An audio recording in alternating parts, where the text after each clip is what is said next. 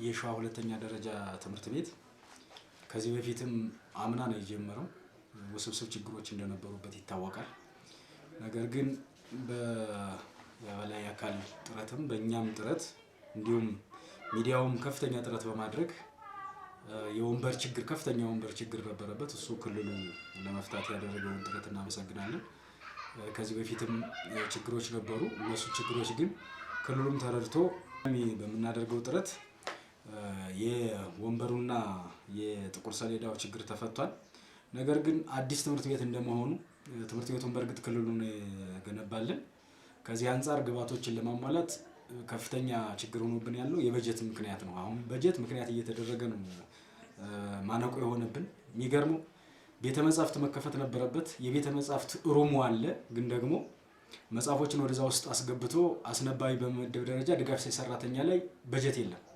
ስለዚህ የቤተ መጻሕፍት አስነባቢ ባለመኖሩ ምክንያት ይሄ ችግር ሊፈጠር ይችላል። አሁንም ከወረዳው ጋር እየተነጋገርን ያለው ካለው በጀት ለመደገፍ ጥረት እየተደረገ ነው። በእርግጥ የላብራቶሪ ቁሳቁሶች በቁሳቁስ ደረጃ ክልሉ እርዳታ አድርጎልናል።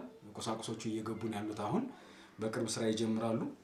ከመምህራን መካከል የቤተ መጻሕፍት ተጠሪ እንመድባለን። ከዚህ አንፃር የሚማሩበት መንገድ ይፈጠራል። አይሲቲም ቢሆን ወደ 20 ኮምፒውተሮችን አሁን ተሰጥቶን ትምህርት ቤት ደርሰዋል። ምናልባት አሁን ችግር የሆነብን ምንድነው ትራንስፎርመር ያስፈልጋል ተብሎ የትራንስፎርመር ችግር በጣም ከፍተኛ ችግር ፈጥሮብናል። የመብራቱ አክሰስ ነው። ለጊዜውም ቢሆን በተወሰነ መንገድ ከአጎራቢያች ትምህርት ቤት ሸዋ አንደኛ ደረጃ ትምህርት ቤት የሚባል አለ። የሱ ቆጣሪ ያለው ያን ያህል የሚያንቀሳቅስ ባይሆንም የተወሰነ የሚያዩበት መንገድ አሁን በጊዜያዊ መፍትሄ ለማበጀት እሱን ሞክረናል። ኮምፒውተሮቹ ግን ገቢ ተደርገዋል። የመጻሕፍት ችግርን በተመለከተ ሸዋ ትምህርት ቤት ብቻም አይደለም።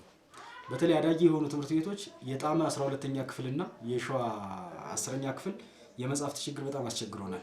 አሁን ላይ የወሰድነው መፍትሄ ምንድነው? ከነባር ትምህርት ቤቶች የማወጣጣት ስራ ሰርተናል። አሁን የተሽከርካሪ ችግር ገጥሞን እሱን ተሽከርካሪ በአጭር ጊዜ አመቻችተን ዲስፓች መስራት ነው ከየትምህርት ቤቶቹ።